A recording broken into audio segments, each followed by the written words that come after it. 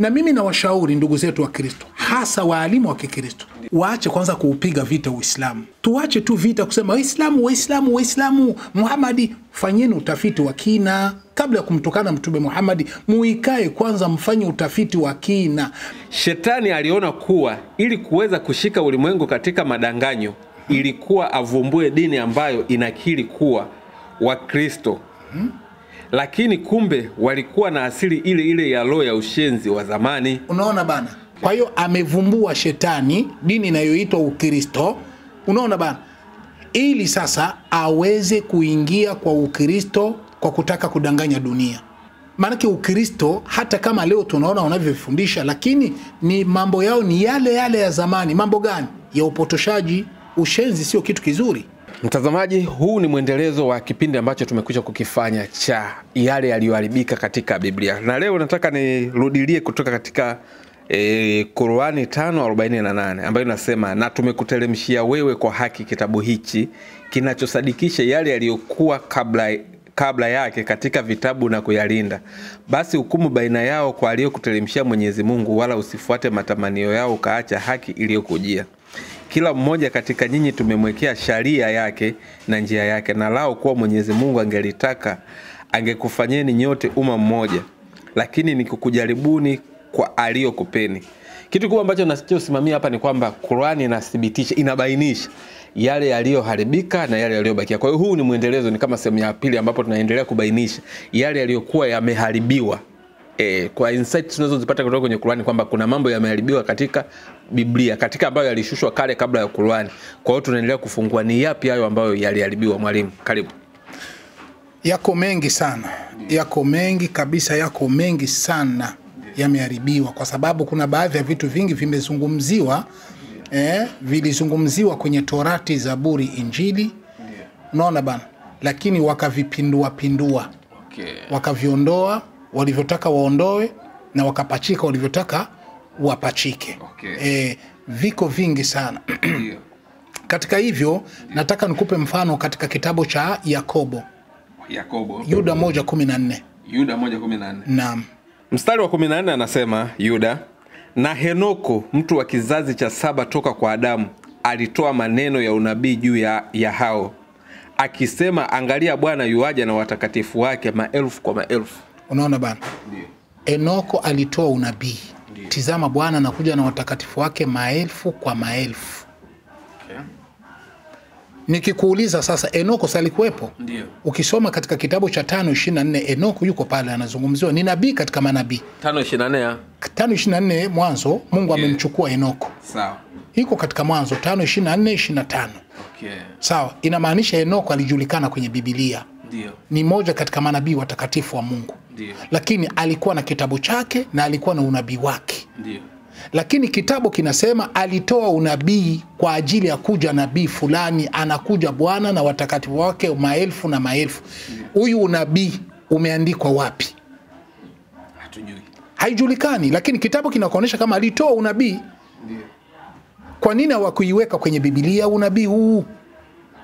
Ni kukuonyesha kama kuna vitu vingi vya unabii na utabiri wa Bwana Mtume Muhammad vilifichwa. Viliondolewa, na sababu ya kuondolewa ni baadhi ya haki ya ukweli wa mpango wa Mungu walikuwa wanatoa ili watu wasikujagi kupata fahamu zao, watu wabaki katika upotevu wa namna walivyotaka wao. Sio hilo tu, usome Nyakati wa Pili 13:23. Sawa, 13:23. Nyakati wa Pili 13 mstari wa 20 na uanze 22. Nyakati wa Pili sura ya 13 mstari wa 22. Mstari wa 22. Na mambo ya Abia yaliyosalia na njia zake na maneno yake yameandikwa katika kitabu cha maelezo cha nabii Ido. Ido alikuwa ni nabii. Na unaposikia nabii, bimaana yule aliyekuwa anaongea na Mungu, alikuwa anapata ufunuo wa Mungu kwa kuwafundisha umma. Kitabu chake kiko wapi kwenye Biblia? Hakuna. Unasikia ndugu yangu? Hakuna. Ni kutaka kukuonesha kama Qur'ani ilisema wamevuruga, bimaana walitoa vya kutoa, waliingiza vitu vingi sana walificha wale waliotengeneza Biblia. Hicho kitabu cha nabii Ido hakipo. Na kwa nini walikitoa? Kitabu cha nabii anapoongea na Mungu wao wanakitoa. Sasa kiufupi ni kukuonesha kama Biblia mna maneno yameondolewa na mna maneno yamepachikwa ndani. Kitabu cha Biblia si asili yake inatoka kwa vitabu vya kale vilivyokuwa sahihi, kwa sababu vingi havipo. Naona bana. Sasa tusomee Mathayo. Mathayo. Katika Biblia Mathayo 23 mstari wa 3. Mstari wa 3 anasema Mathayo, nazia 2. Anzia 13. Nianzia 13. Naam. Anasema 13, ole wenu waandishi na Mafarisayo wanafiki, kwa kuwa mnawafungia watu ufalme wa mbinguni, ninyi wenyewe hamuingii, wala wanaoingia hamuachi waingie. Simamia hapo. Yesu amewaita waandishi na Mafarisayo wanafiki kwa sababu hamuwaachi wanaoingia wapate kuingia. Waandishi bimana wale wenye kuandika. Sawa. Sasa soma tafsiri yake na ufafanuzi wake chini. Soma kifungo cha 3. Yesu anaeleza tabia za walimu wa uongo na wahubiri kuwa watumishi ambao wanatafuta umaarufu, kuonekana watu wa maana na kutambuliwa na wengine, wanaopenda kuheshimiwa na ambao huwafungia watu ufalme wa mbinguni kwa ajili yao, kwa injili yao iliyopotoka. Unaona, kumbe kuna injili iliyopotoka. Sasa ni injili gani? Hapo Mtume Muhammad hajafika wapate kudai kama Muhammad alikuja na injili ya uongo. Sawa. Kunapatikana injili ya upotoshaji kupoteza watu. Sawa. Sasa hapo Qur'ani inaposema kwamba kuna vitu walitoa, kuna vitu walipachika vikao vya uongo. Sasa kwa mujibu wa kitabu inaonekana kuna injili iliyopotoka imepatikana. Sasa hiyo injili iko wapi? Tutaisema iko wapi na inatumiwa na wanani? Endelea. Tazama makala ya juu. Walimu wa uongo, watu wenye elimu na umahiri wa kidini na wenye kuonekana kuwa wacha Mungu, lakini ukweli ni kuwa ni watu wasio na haki. Unaona bana, hao wenye kufundisha hiyo injili hiyo wanaonekana kuwa umefundisha maneno kweli ya Yesu, maneno yaliyokuwa sahihi, lakini kiukweli ni kwamba hawako sahihi, wanapotosha. Suko kwa kifungo cha 3. Ndiyo. Twende kazi. Nao husema mambo mazuri juu ya viongozi wa kiroho wa zamani, pasipo kuzifuata desturi zao au mwenendo wao wa kujitoa kwa Mungu na neno lake na katika haki. Wanajifanya kama wao wanawaiga manabii, wanawaiga watu watakatifu, wanaongelea maneno ya watu watakatifu, kumbe sivyo. Twende kazi. Hapa 3 nimaliza, labda nyingine. Ruka sasa kifungo cha 5. Wale walio katika kanisa ambao kwa kisingizio cha upendo, uvumilivu au umoja wanakataa kuwa na mtazamo wa Yesu dhidi ya wale wanaopotosha mafundisho halisi ya Kristo na maandiko. Unaona sasa kaka yangu. Ni wale wanaoingia katika kanisa ndio wanaopotosha mafundisho yao, ndio injili hiyo iliyopotoshwa, ikiwa na maana kwamba ile injili ya upotoshaji iko ndani ya makanisa. Kwa hiyo tunaposema Biblia si ndio kwenye pako hiyo injili? Ndio. Kwa hiyo tunaposema kwamba sio ile injili iliyo sahihi ya Bwana Yesu, tuna haki. Kwa sababu kitabu chenyewe cha Biblia kinafafanua hilo. Twende Matendo ya Mitume 20:29. Matendo ya Mitume 20:29. Alafu tupe ufafanuzi wake. Sawa. 20:29. 20:29 Matendo ya Mitume. 29 Matendo ya Mitume 20 anasema, najua mimi ya kuwa baada ya kuondoka kwangu mbwa mwitu wakali wataingia kwenu, wasilihurumie kundi. Tupe sasa ufafanuzi. Mbwa mwitu wakali wataingia kwenu wakiwa wameathirika na hamu ya kujenga falme zao wenyewe, au kwa kupenda fedha, madaraka au kujulikana. Twende.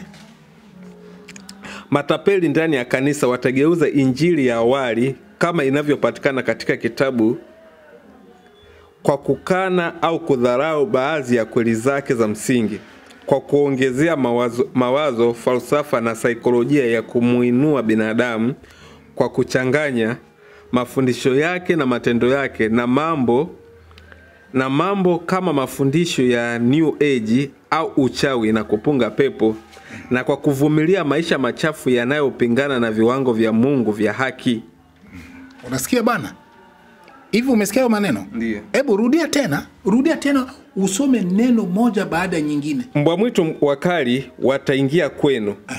Wakiwa wameathirika na hamu ya kujenga falme zao wenyewe, au kwa kupenda fedha, madaraka au kujulikana. Unaona sasa?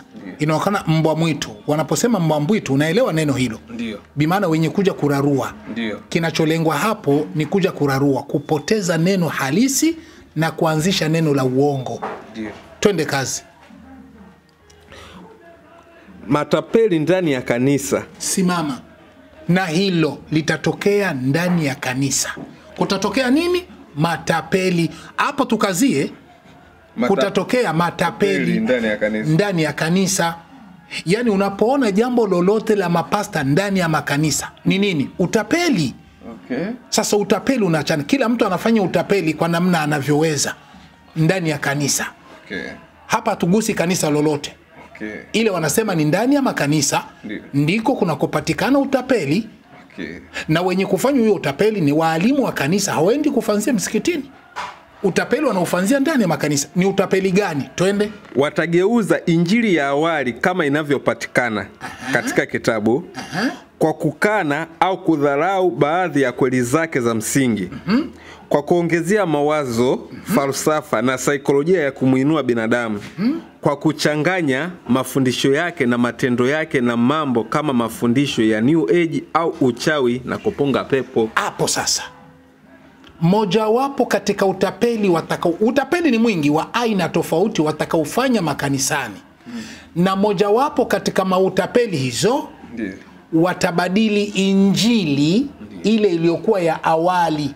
Tunaposema injili ya awali manake ni injili ya Yesu. Wataibadili, watie injili mpya kulingana na mawazo yao. Kumbuka 14:19 wa Korinto wa kwanza, Paulo anasema katika makanisa nasema maneno matano kwa akili zangu. Kitabu kinasema watalete injili, waache injili ya asili kwa kutia mawazo yao, kukutia vitu ambavyo havina uhakika na havina uwasilia kwa injili ile ya Yesu. Okay. Hiyo ni kitabu kinaonesha kama kuna injili nyingine, na wenye kuitumia hiyo injili tofauti na injili ya Yesu ni Wakristo. Kwa hiyo Qur'ani inaposema kwamba inakuja kukosoa na kuwafumbua watu macho kwamba jamani, vitabu vyangu mimi mmevipoteza, mmeviharibu, hivyo mnavyokuwa navyo sio venyewe. Na ndio ushahidi kama huu. Sio hilo tu. Fungua katika kitabu hapa, tunawauliza Wakristo. Okay. Wakristo wa kanisa la siku ya saba. Okay. Sabato. Okay. Wanasemaje? Okay. Tusomee ukurasa wa 412. 412. Okay. Inasema, ungewaonesha kwanza kitabu kenyewe, usome jina wapate kujua ni Tumaini Kuu. Kitabu kinaitwa Tumaini Kuu. Tumaini Kuu. Ukurasa wa 412 na 413. Sawa, inaanza.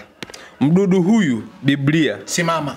Mdudu huyu nini? Biblia. Kwa hiyo Biblia Wakristo wanaita ni mdudu. Okay. Ni mdudu. Hii mdudu ina maana kubwa sana. Twende kazi. Mdudu huyu Biblia amechukua mgawanyiko mkubwa kiasi kwamba baadhi ya watu wamewateua makasisi wao wenyewe na hata baadhi ya wainjilisti waliopotosha na kuharibu ukweli wa injili na kutengeneza injili mpya kwa makusudio yao wenyewe. Wanajua kwamba mahubiri na maelezo ya Biblia yamekatazwa kabisa kwa washiriki wa kawaida. Philip Plan History. Unasikia sasa hiyo? Ndiyo. Biblia ni mdudu. Kinacholengwa hapa kuitwa mdudu ni nini? Bimana imetengenezwa kwa mawazo, fikra za watu, wakaingiza vitu vyao, mawazo yao, akili yao. Kumbuka Korinto wa kwanza 14:19, ninaposema makanisani nasema kwa akili zangu. Ndio Biblia hiyo.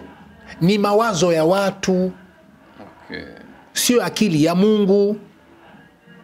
Hawa ni Waadventiste, Wakristo wanaongea hiyo. Sasa mimi ninaposema kama Biblia ina makosa ndani, itakuwa nimekosea? Wenyewe wa Kristo wanajua hilo. Sawa. Sio hilo tu. Twende kwenye kitabu hicho. Yeah. Twende kwenye kitabu, ukisoma katika kitabu cha Timotheo 1:19. Hicho. Hiki hapa. Ukurasa wa 192. 192. Makanisa ya Kiprotestanti ya Marekani na yale ya Ulaya yalishindwa kusukuma mbele njia ya matengenezo. Walio wengi kama vile Wayahudi wakati wa Kristo au waumini wa kanisa la Papa wakati wa Luther waliridhika kuamini kile ambacho baba zao waliamini. Makosa na mapokeo potovu vilitunzwa. Matengenezo yalikufa polepole hadi ilipoonekana kuwa kuna hitaji kubwa la matengenezo ndani ya makanisa ya Protestanti kama ilivyokuwa kwa kanisa la Roma wakati wa Luther. Kulikuwa na tabia ile ya kuheshimu maoni ya watu na kulibadilisha neno la Mungu na mahali pake kuweka nadharia za wanadamu. Watu waliacha kuyachunguza maandiko na hivyo wakaendelea kushika mafundisho yasiyo na msingi kwenye Biblia.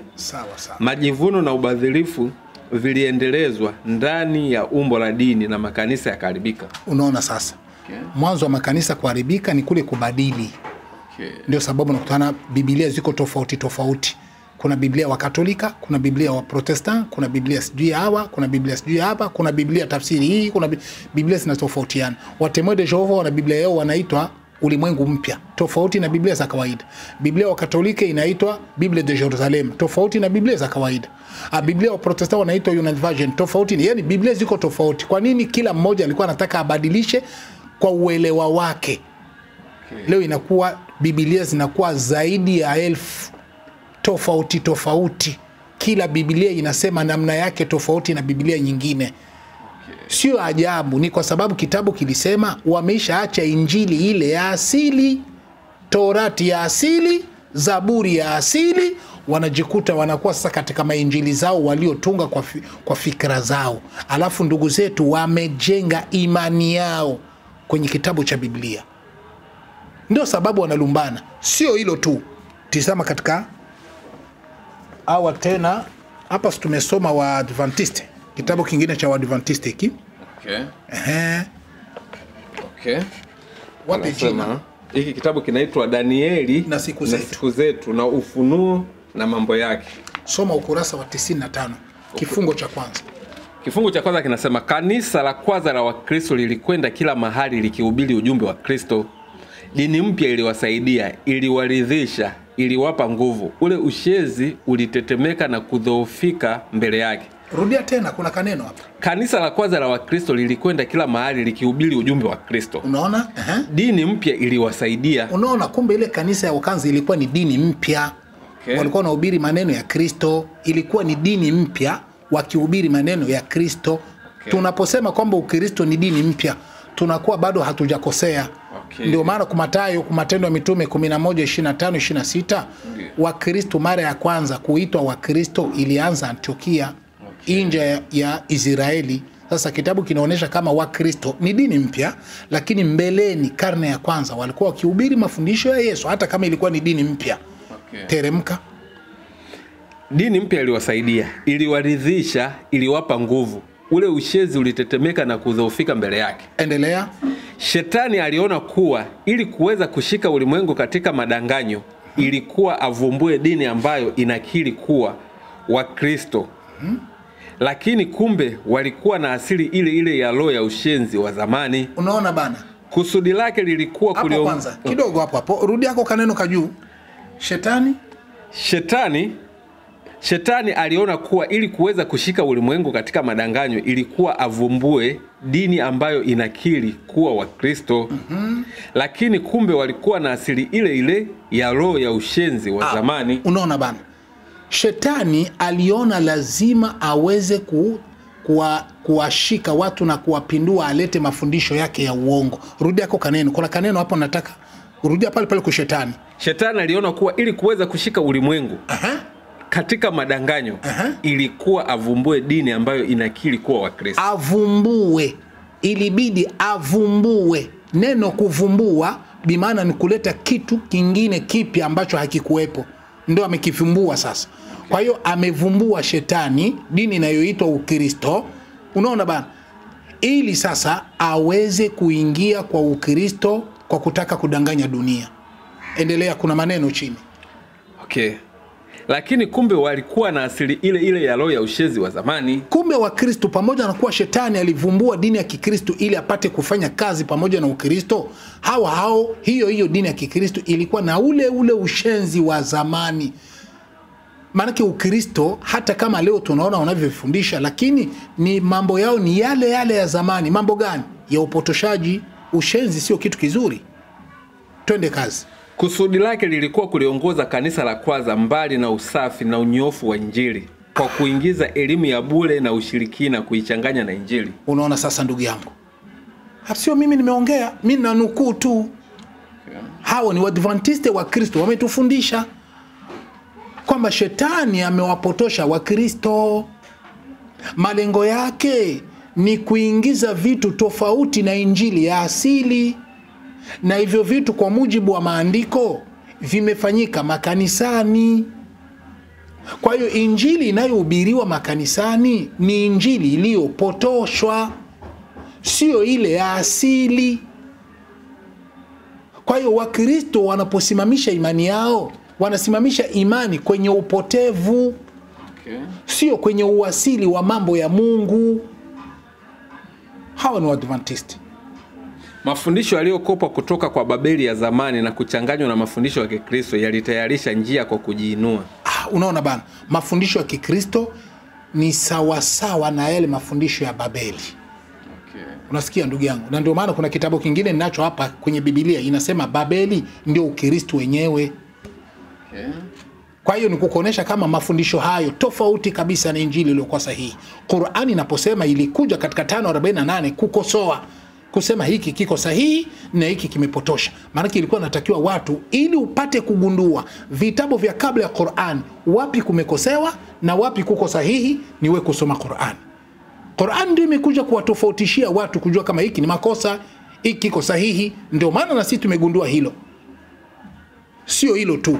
Katika kitabu cha Mathayo 24:11. Mathayo 24:11. Sawa. Mathayo 24 mstari wa 11 anasema 24:11 anasema, mbona sioni tena? Hii hapa. Na manabii 24:11 anasema hivi, na manabii wengi wa uongo watatokea na kudanganya wengi. Aya, tupe ufafanuzi. Manabii wengi wa uongo wengi watatokea. Wakati siku za mwisho zinapokaribia, manabii na wahubiri wa uongo wengi wataongezeka sana. Sehemu kubwa ya Ukristo itakuwa katika hali ya uasi. Wale waliojitoa kikamilifu kuishika kweli ya neno la Mungu na haki ya kibiblia watakuwa wachache sana. Endelea. Wale wanaokiri kuwa waumini watakubali kupokea ufunuo mpya, ijapokuwa utakuwa unapingana na neno la Mungu lililofunuliwa. Jambo hili litasababisha upinzani dhidi ya kweli ya Biblia katika makanisa. Watapokea neno iliyokuwa kinyume na neno la halisia, la asili. Watapokea. Wanani wataleta hiyo? Wanasema ni manabii wa uongo ambao watatokea. Zungumza pale, ongezea kaneno pale, rudilia pale juu ili ionekane. Wale wanaokiri kuwa waumini watakubali kupokea ufunuo mpya, ijapokuwa utakuwa unapingana na neno la Mungu lililofunuliwa. Unaona sasa? Jambo hili litasaidia upinzani dhidi ya kweli ya Biblia katika makanisa. So unaona hapo ni katika makanisa. Ndio kutakaotendeka uchafuzi wote huo, kuonesha kama kinachohubiriwa humo, kinachofuatwa humo ni tofauti na Injili iliyo sahihi. Kwa hiyo tunaposema kwamba kitabu cha Biblia sio maneno yaliyotoka kwenye uasilia wa maneno wa vitabu vya Mungu, tuko sahihi ndugu yangu. Tuko sahihi. Aya, hapo 4:1. Timotheo wa pili 4:1. Timotheo wa pili 4 anasema, na kuagiza mbele za Mungu na mbele za Kristo Yesu atakaye wahukumu walio hai na waliokufa kwa kufunuliwa kwake na kwa ufalme wake. Endelea. Lihubiri neno, uwe tayari wakati ukufaao na wakati usiokufaa, karipia, kemea na kuonya kwa uvumilivu wote na mafundisho. Endelea. Maana utakuja wakati watakapo yakataa mafundisho yenye uzima, ili kwa kuzifuata nia zao wenyewe watajipatia walimu makundi kwa kuwa wana masikio ya utafiti. Sasa tupe ufafanuzi. ufafanuzi watakapoyakataa mafundisho katika kipindi chote cha historia ya kanisa. Katika kipindi chote cha historia ya kanisa. Wengine mara zote wamekataa kuyapenda mafundisho ya kweli. Hata hivyo, kadiri mwisho unavyokaribia, hali hiyo inazidi kuwa mbaya. Unaona bana, watakataa mafundisho ya halisi. Mafundisho ya halisi watapokea kinyume kabisa na yalikuwa sahihi. Watayakataa mafundisho yenye uzima. Wengi watatangaza kuwa ni Wakristo, watakusanyika makanisani, wataonekana kama wacha Mungu, lakini hawatavumilia imani ya kwanza ya mitume. Rudilia tena. Wengi watatangaza kuwa ni Wakristo. Wengi watatangaza kuwa ni Wakristo. Watakusanyika makanisani. Watakusanyika makanisani. Wataonekana kama wacha Mungu. Hao Wakristo wataonekana kama wacha Mungu, lakini hawatavumilia imani ya kwanza ya mitume. Lakini hawatavumilia imani ya kwanza ya mitume, ikiwa na maana kwamba Wakristo ni tofauti na imani ya kwanza ya wanani? Ya mitume. Ya mitume. Twende kazi. Au sharti la kibiblia la kujitenga na uovu. Sharti ya maneno ya Biblia inaposema kujitenga na uovu, hawatatekeleza. Teremka mpaka kifungo cha 4. Watajiepusha wasisikie yaliyo kweli. Watajiepusha wasisikie yaliyo kweli. Bimaana ukweli utakaohubiriwa kwao hawatausikiliza wala hawatauamini, watazidi kupinga kitu ambacho ni cha ukweli. Hao ni kitabu kinasema hivi, Wakristo watahubiriwa maneno ya kweli, lakini wataipinga. Tena watapinga maneno yaliyozungumzwa hata na Biblia. Hiyo ni Biblia inazungumza. Twende kazi. Mahubiri ya kweli ya kibiblia hayatavumiliwa tena, na wengi katika makanisa, wale wanaogeukia mbali na kweli, watataka mahubiri yanayodai mambo machache kuliko yale ya injili ya kweli. Unaona sasa, injili ya kweli itaachwa, lakini inahubiriwa sasa injili za uongo. Tena la ajabu wanazungumza hapo, watataka vitu rahisi. Na ndio maana katika Ukristo hakuna kabisa dini inayokuwa na uwepesi wa mafundisho kama Ukristo. Kwa sababu katika Ukristo, kwa mujibu wa vitabu, vaa upendavyo. Mungu haoni mavazi, anaona roho. Leo Mkristo akivaa kasuruali kake, akivaa sijui kanguo kake kafupi, asilaumiki. Atakupa tu neno hili. Mungu haoni mavazi, anaona roho. Hata avae uchi, atakwambia Mungu haoni mavazi, anaona roho. Hiyo ni mafundisho wanaitoa kwenye waalimu wa Kikristo wa makanisani. Akiwa ni mlevi wa pombe, hatukatazwa pombe.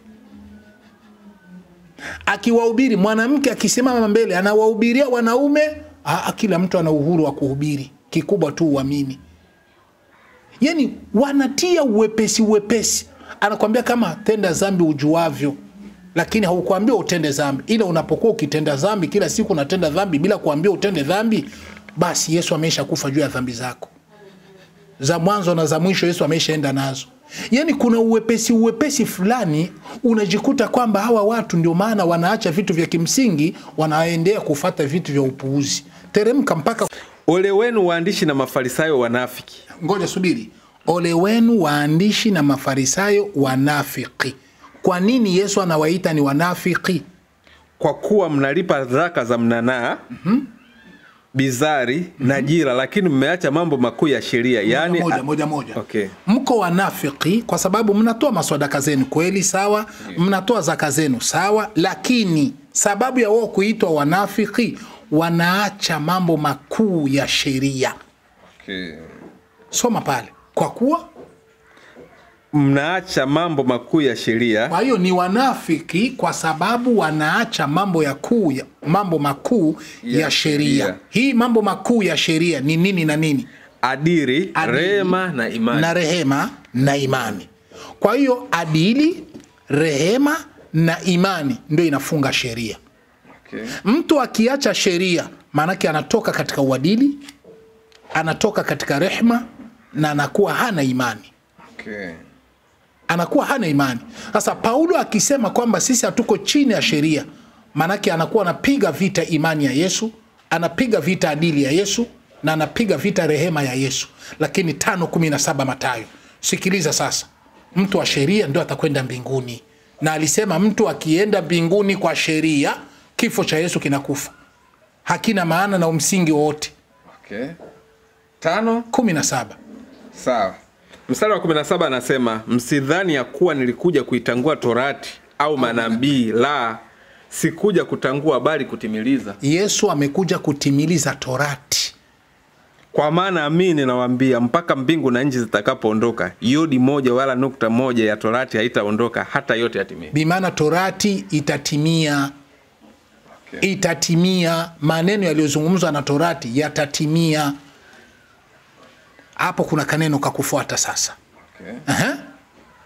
18 anasema, kwa maana hiyo tayari nimesoma. 19 basi mtu yote atakayevunja amri moja katika hizi zilizo ndogo na kuwafundisha watu hivyo, ataitwa mdogo kabisa katika ufalme wa mbinguni. Mtu yeyote atakayevunja, neno kuvunja bimaana kutotekeleza torati, huyo ataitwa mdogo katika ufalme wa mbinguni. Kuitwa mdogo manake huyo hafai kuingia mbinguni. Bali mtu atakayezitenda na kuzifundisha, huyo ataitwa mkubwa katika ufalme wa mbinguni. Na mtu atakayezitenda na kuzifundisha sheria, huyo atakuwa ni mkubwa katika ufalme wa mbinguni. Manake huyo ataingia wapi? Mbinguni. Paulo alisema, ikiwa mtu ataingia mbinguni, mtu ataokolewa kupitia sheria, manake kifo cha Yesu ni bure. Sasa hapa Yesu anaonesha mtu ataingia mbinguni kwa kutekeleza sheria. Ina maana kifo cha Yesu kinakuwa bure. Kinakuwa bure. Okay. Nasikia ndugu yangu. Sawa, ni mstari wa 24 wa Galatia 3.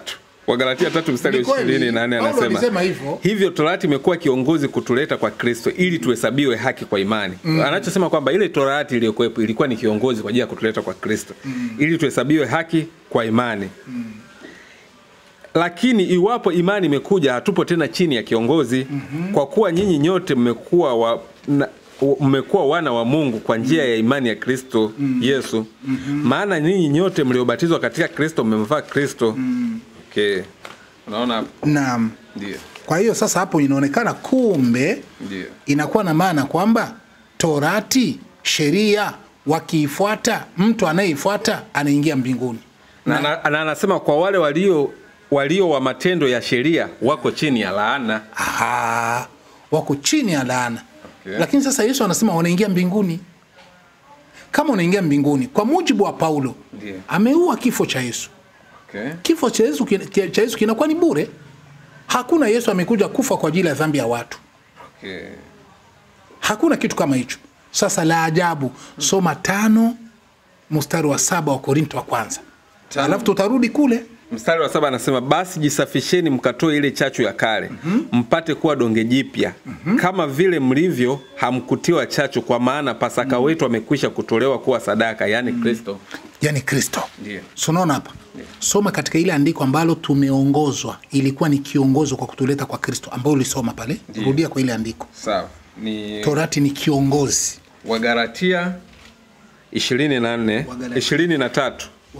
Wagalatia haina 20. Wagalatia 3. Okay. 23.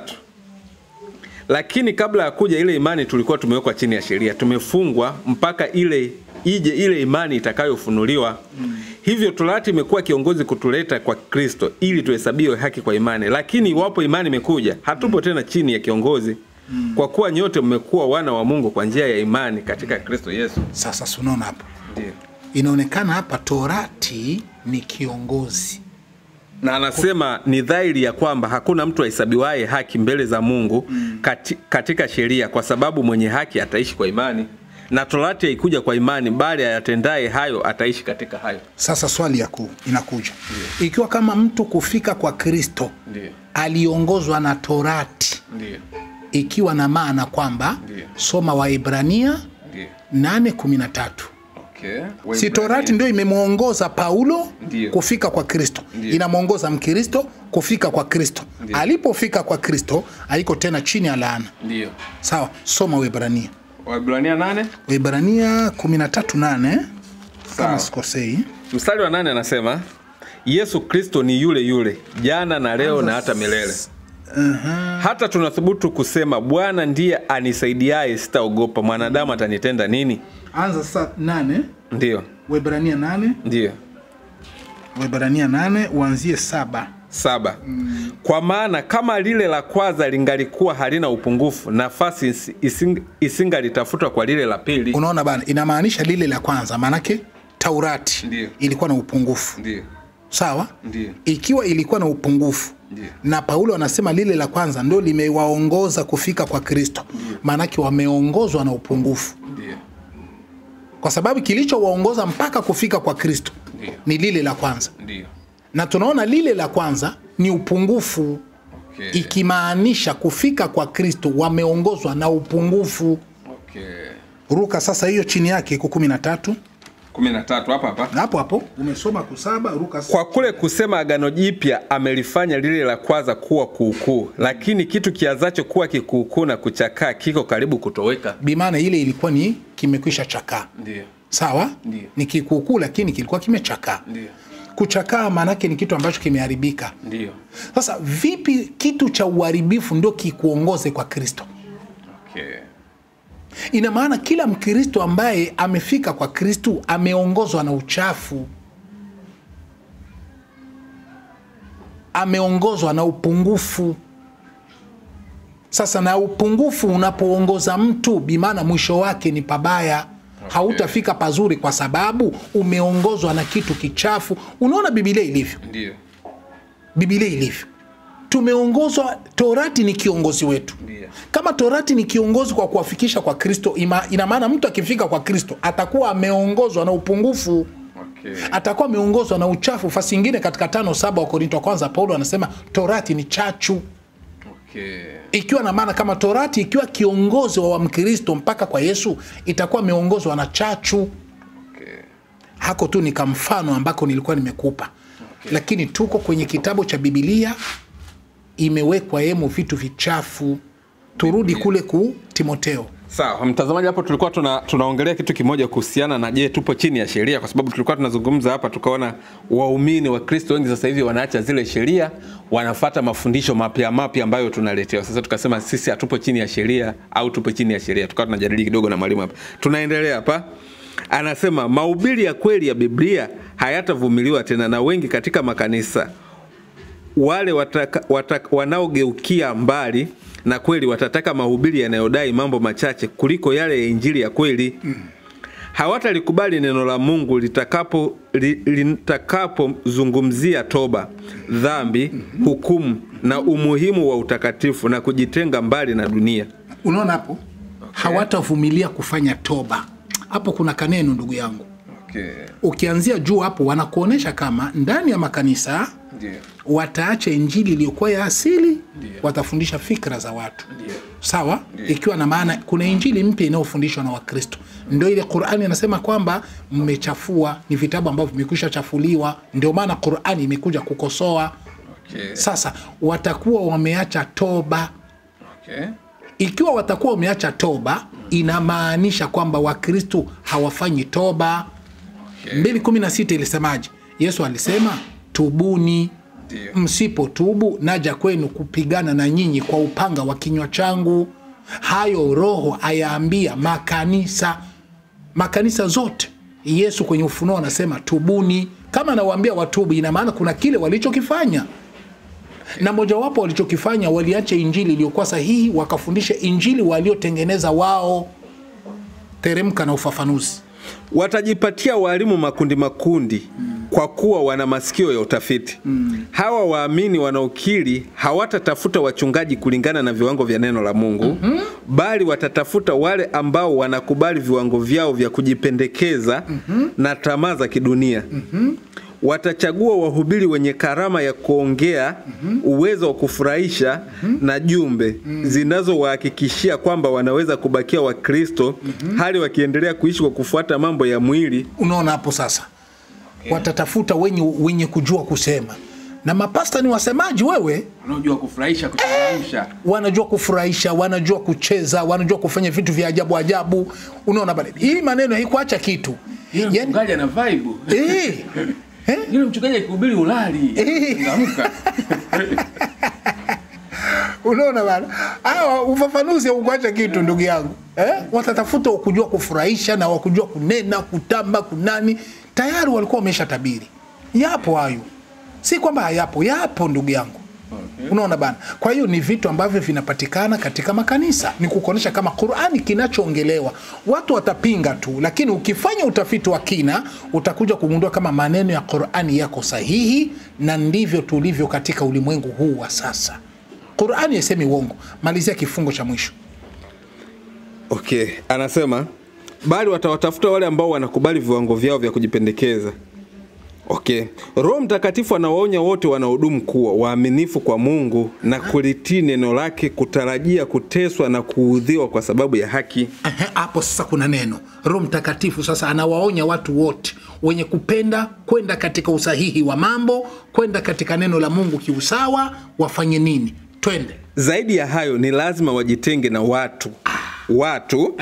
Ya kwanza, makanisa. Subiri, twende taratibu. Wajitenge na watu. Watu gani? Wale wenye kuja kufundisha maneno yaliyokuwa kinyume na injili iliyokuwa sahihi. Watu wa kwanza hivi. Ya pili, wajitenge na manini? Makanisa. Wajitenge na makanisa ili ujikute wewe uko katika neno lililokuwa sawa sawa, uwe katika dini ya haki, uwe katika msimamo wa kweli, uabudu gisi ipasavyo. Jitenge na makanisa. Makanisa yale yanayofundisha upotevu. Jitenge na makanisa hayo. Na hakuna kanisa ambayo haifundishi upotevu. Kanisa gani? Na taasisi zinazokataa uwezo wa Mungu katika wokovu na wanaohubiri injili iliyo kinyume. Kinyume, inaonekana kuna injili iliyo kinyume. Inafanyika wapi? Makanisani. Hakuna kitabu chochote cha Wakristo duniani kinafundisha kwamba msikitini kunahubiriwa injili iliyo kinyume. Hakuna. Injili zote zilio kinyume, injili zote za upotevu ziko makanisani. Okay. Sawa kaka? Ndiyo. Ziko makanisani. Tunamalizia ala tufunge. Sawa. Soma hiyo kitabu. Ndiyo. Usome katika Petro wa kwanza. Petro wa kwanza. 1:21. Petro wa pili 1:21 anasema, maana unabii haukuletwa popote kwa mapenzi ya mwanadamu, bali wanadamu walinena yaliyotoka kwa Mungu wakiongozwa na Roho Mtakatifu. Sasa tupe ufafanuzi wake. 21. Ufafanuzi wake. Bila mtazamo ulio imara wa maandiko matakatifu, Wakristo wanaoiamini Biblia hawana ile kweli kamili iliyotokana na mamlaka ya Mungu mwenyewe. Unasikia sasa ndugu yangu? Wenye kuiamini Biblia hawana ukweli iliyokuwa kamili inayotokana na neno la Mungu. Okay. Hawana kabisa. Ni kukuonesha kama kuna vitu vingi vimeingizwa ndani na maneno mengi ya Mungu yametolewa ndani. Okay. Mambo yako mengi ya kuzungumza ndugu yangu. Kiufupi tu nikukuonesha hivi, kama vitu vingi sana watu wanapotoshwa pasina kujua. Tuache tu vita kusema Waislamu, Muhammadi. Fanyeni utafiti wa kina kabla ya kumtukana Mtume Muhammadi. Muikae kwanza mfanye utafiti wa kina bila kutia jazba ya kiimani. Mufanye kwanza utafiti wa kina. Muache kwanza Uislamu muutie pembeni, Ukristo muutie pembeni. Mufanye utafiti wa kina wa bila kuegamia imani. Kuna vitu mtakavyovigundua hapo. Unaona ndugu yangu, kuna vitu mtakavyovigundua, na mimi na washauri ndugu zetu wa Kristo, hasa waalimu wa Kikristo, na washauri waache kwanza kuupiga vita Uislamu. Okay. Wafanye utafiti mpya. Waikae na utafiti wao uanze kwanza katika vitabu vyao. Qur'ani waiache kwanza. Kuna vitu vingine wanaweza wakakuja kujikuta wameenda ovyo, hawana elimu navyo. Waanze kwanza utafiti wa vitabu vyao. Wajichunguze kwanza, hivi kweli Biblia asili yake imetoka wapi? Okay. Hii maneno yaliyokuwa katika Biblia ni sahihi na ile ya original? Okay. Na ile original iko wapi? Tutajuaje kama hivi vinavyoandikwa ndio vile vile? Na kwa nini vilifichwa? Je, hii ya wapi ni ya kweli katika hii mabiblia? Yani wafanye kwanza utafiti, wajiulize. Wasome vitu vinavyoandikwa, wafanye utafiti wa kina. Sio wakurupuke tu. Qur'ani. Kuna wakati wanakuwa wanakimbilia ndani ya Qur'ani. So unaona Qur'ani ilisema hivyo. Ukikimpa kwenye Biblia kimya. Ina maana hakuanza kusoma huku ili aone kama ni makosa, ni aone kama si kosa. Okay. Kumbe wasome kwanza Biblia. Kuna vitu vingi ndani ya Biblia ambavyo Qur'ani imekataza kuwa ni kibaya. Ukija kupinga Qur'ani kwa hili, wanakuonyesha kwenye Biblia, ndio unafunga mdomo. Kumbe anza kufanya utafiti kwanza wa kitabu chako, imani yako, Ukristo wako, ujifunze, uikae bila ubaguzi kabisa wa imani. Alafu ndio sasa usimame uanze kuhubiria watu. vitu kama hivyo tunavyoviongea wengi wetu hawavijui. Wengi wetu watakuwa wanasikia hivi wanashtuka. Lakini hapa kwa taarifa ninayokupa ndugu simulizi, nina ushahidi mwingi zaidi ya 700. Mimi vitabu vyote unavyoviona ni ushahidi juu ya ushahidi, ni ushahidi juu ya ushahidi, historia juu ya historia. Lakini hatuna tu nafasi ya kuzungumzia. Tunazungumzia baadhi na tunaacha baadhi. Sawa. Basi kiufupi ndio hivyo inshallah. Okay. Kama tumeacha netu kwa mara kwanza, tafadhali subscribe leo wa kwanza kupata kila video tunayokuwekea. Asante.